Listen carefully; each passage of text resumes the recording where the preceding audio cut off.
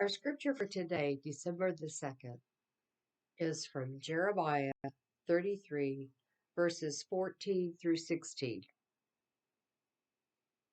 The time is coming, declares the Lord, when I will fulfill my gracious promise with the people of Israel and Judah. In those days and at that time, I will raise up a righteous branch from David's line who will do what is just and right in the land. In those days, Judah will be saved, and Jerusalem will live in safety. And this is what he will be called: the Lord is our righteousness.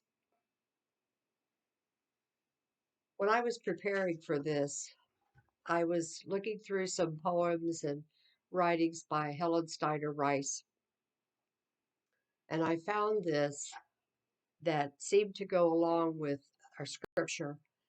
The scripture today talks about the promise of Jesus coming the first time and the second time. And I thought about what all our world is going through right now. So I wanted this poem just seemed to fit. When we are deeply troubled with problems and our minds are filled with doubt and we struggle to find a solution, but there seems to be no way out.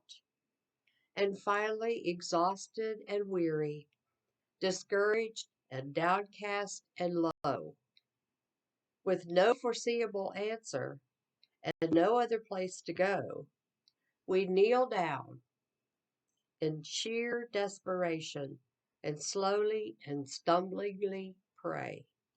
Then impatiently wait for an answer, which we fully expect right away. And then, when God does not answer, in one sudden instant we say, God does not seem to be listening.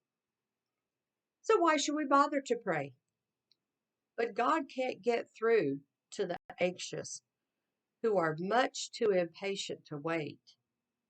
You have to believe in God's promise that He comes not too soon or too late. The people who lived back in the time of Jeremiah were going through a lot of problems.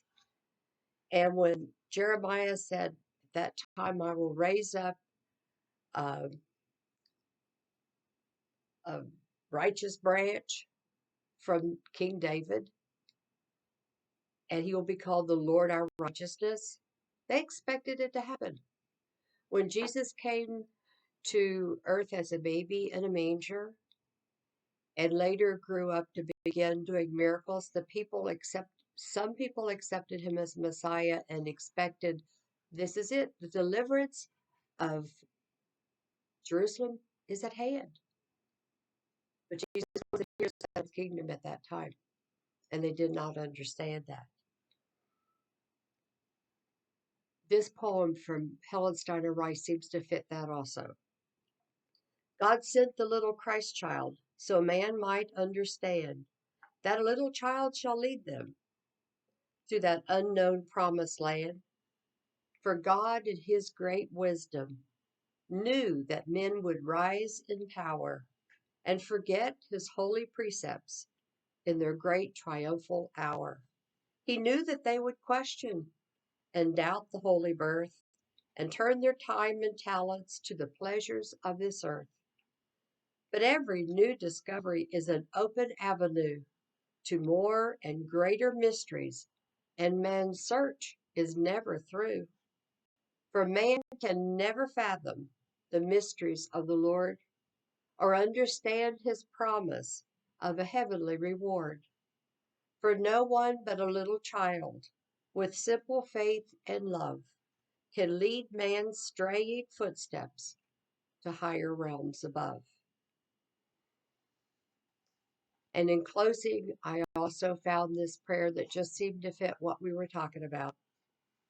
And my prayer for you this day: God, help me in my feeble way to somehow do something each day to show you that I love you best and that my faith will stand each test. And let me serve you every day and feel you near me when I pray. Oh, hear my prayer, dear God above, and make me worthy of your love. Thank you and have a great day.